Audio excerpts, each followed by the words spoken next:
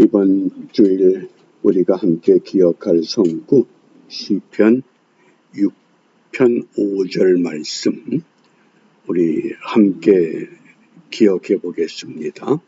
사망 중에서는 주를 기억함이 없사오니 음부에서 주께 감사할 자 누구리이까. 아멘. 우리가 이번 주일 추수감사주일을 준비하면서 감사란 무엇인가? 음부에서는 감사가 없다 그랬습니다. 그 음부가 스올이라고 하는 구덩이, 지옥을 말하죠. 이제 이 감사라고 하는 히브리 단어가 야다라고 합니다. 이 야다의 이 동사의 뜻이 가장 대표적인 것이 던진다 그런 뜻입니다. 우리가 하나님 앞에 어떻게 감사해야 됩니까? 던져야 되는데 무엇을 던지느냐? 찬송, 또 회개, 또 이 평판. 내가 이 땅에 살면서 사람들로부터 어떤 평판을 듣느냐? 저 사람이 예수 믿는 사람인데 저렇게 예수 믿으면 나는 안 믿을래. 그건 뭡니까? 평판이 나쁜 겁니다. 평판이 나쁜 걸 던졌다고 하는 건 이미 감사의 생활에 실패했다고 하는. 그래서 이 야다라고 하는 이 히브리 단어를 기억하시면서 우리가 어떻게 하면 올바른 믿음으로 주님 앞에 더 가까이 나가고 하나님이 기뻐하고 이 세상이 우리를 인정하는 믿음을 바르게 경주할 것인가. 그런 뜻에서 오늘 읽어야 할 말씀이 요한복음 4장부터 6장입니다. 묵상의 주제를 요한복음 6장 63절에서 찾습니다. 살리는 것은 영이니 육은 무익하니라. 내가 너희에게 이른 말이 영이요 생명이라. 이 영과 육, 우리가 신앙생활이 영과 육의 싸움이라고 하는 것. 근데 이 영과 육이 서로 분리된 것이 아닙니다. 이 헬라어가 성경의 용어로 쓰여졌을 때에 그 시대 문화가 헬라 문화였습니다. 요즘으로 말하면 미국이 세계를 지배하듯 이 헬라 문화가 세계를 제패하고 있었기 때문에 헬라어로 쓰여진 것이 신약 성경입니다. 그런데 헬라어가 쓰여졌을 때에 세상에 어떤 사상이 풍성했느냐? 영은 좋은 것이고 육은 나쁜 것이다. 소위 말하는 플라톤의 이 이데아론, 이원론이 세상을 지배하고 있었습니다. 그 영향을 받아서 영은 유익한 것이고 육은 무익한 것이다. 이런 선언이 우리에게 던져졌습니다. 그러면 정말 영은 좋은 것이고 육은 나쁜 것이냐? 사람은 영과 육이 통합된 존재입니다. 육 없이 영으로만 살 수 없습니다. 또 영만 가지고 세상을 살아갈 수가 없습니다. 그러니까 영은 유익하고 육은 무익하다고 하는 것은 우리가 이 땅에 살아가는 하나님의 피조물로서 사람답게 사는 비결이 무엇이냐? 믿음의 사람답게 살아가는 은혜를 어떻게 유지하느냐? 그래서 영과 육이 싸울 때에 무엇을 앞장 세우느냐? 육을 앞장 세우면 영이 패배하고 영을 앞세우면 육을 다스릴 수 있다고 하는. 그래서 헬라 철학의 이원론보다 더 한 수 위가 되는 영은 유익하고 육은 무익하다. 그래서 성경을 보면 고린도후서 3장 6절에서는 영은 생명을 주는 것이다. 또 로마서 3장 20절에서는 율법은 육의 문제를 드러내는, 죄의 문제를 드러내는 것이라고 오늘 우리에게 깨우쳐 주고 있습니다. 말씀을 좀 더 구체적으로 봅니다. 고린도후서 3장 6절 우리 함께 읽어보겠습니다. 저가 또 우리로 새 언약의 일꾼 되기에 만족해 하셨으니 의문으로 하지 아니하고 오직 영으로 함이니 의문은 죽이는 것이요 영은 살리는 것임이니라. 여기 의문이라고 하는 그람마는 쉽게 말하면 율법입니다.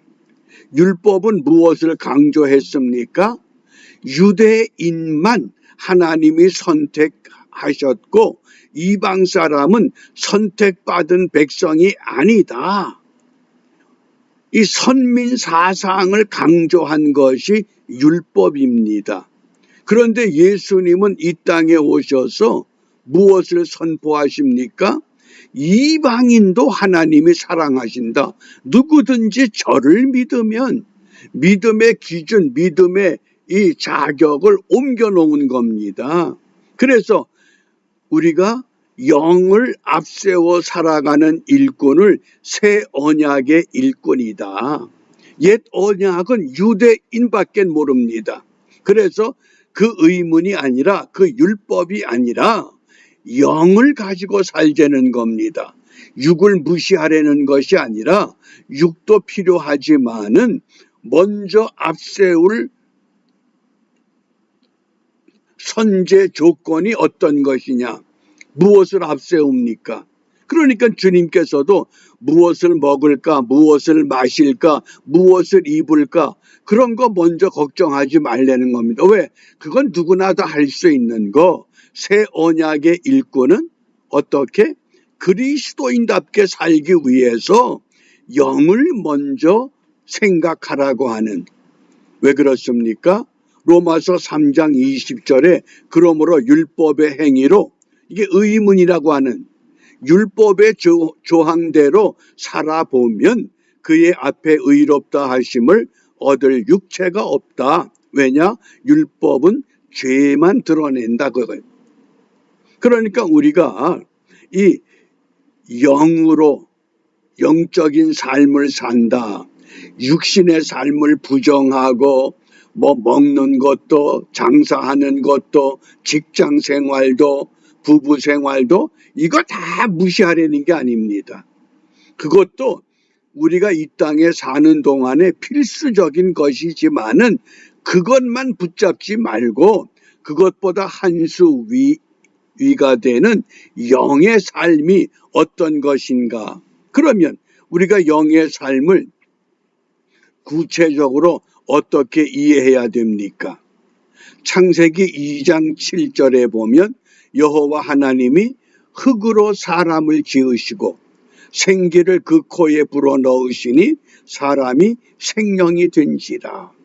사람을 만든 재료와 창세기 2장 19절 여호와 하나님이 흙으로 각종 들짐승과 공중의 각종 새를 지으시고 사람이나 짐승이나 이 새들은 뭡니까? 만든 재료가 똑같다 그 뜻입니다.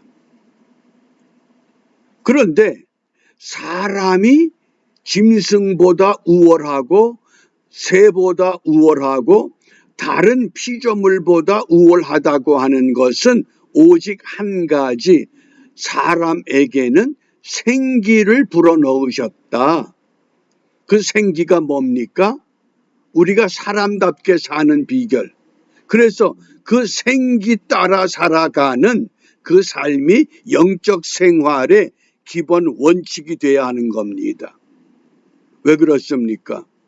우리가 사람도 죽고 짐승도 죽고 새도 죽습니다. 그런데 문제는 사람에게는 어떤 법칙이 있느냐? 히브리서 9장 27절 한 번 죽는 것은 사람에게 정하신 것이요. 사람만 죽습니까? 짐승도 죽습니다. 새도 죽습니다.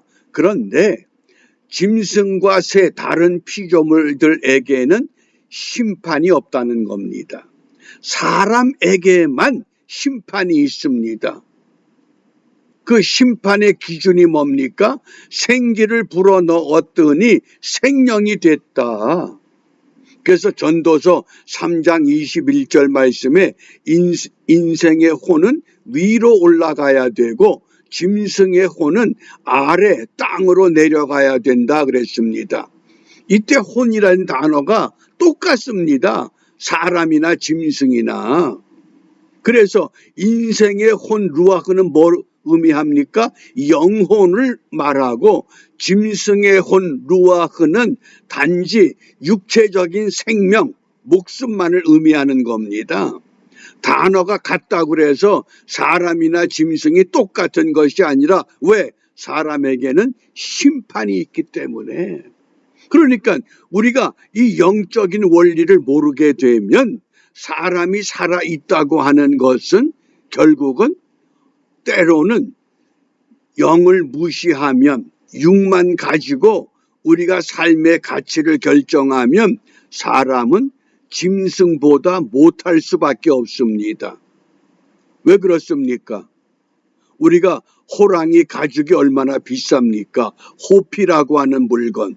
그런데 사람의 가죽을 팔고 삽니까? 그건 필요 없다는 겁니다.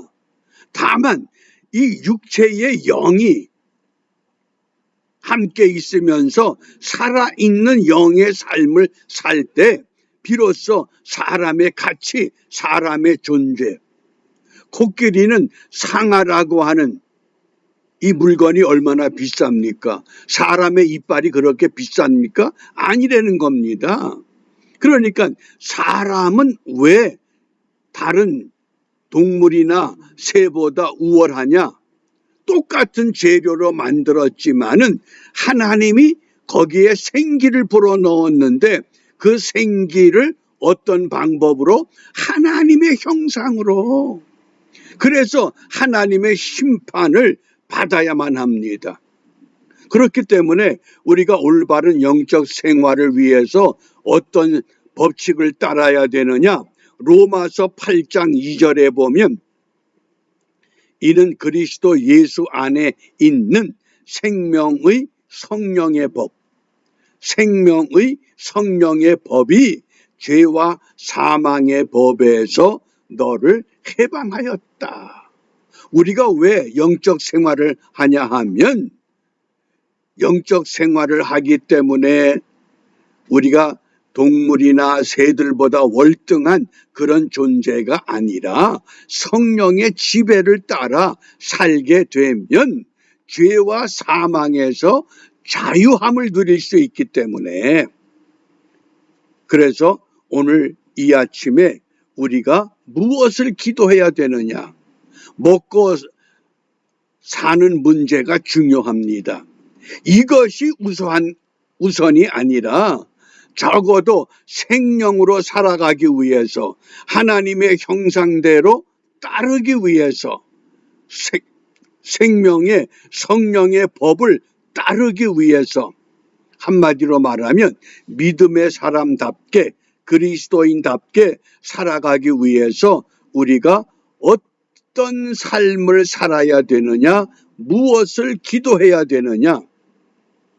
요한복음 8장 32절에 진리를 알지니, 진리를 알아야 된다. 진리가 너희를 자유케 하리라. 영과 육의 이원론적인 이 다툼에서 우리가 자유를 어떻게 누립니까? 진리를 알 때 그 진리가 뭡니까?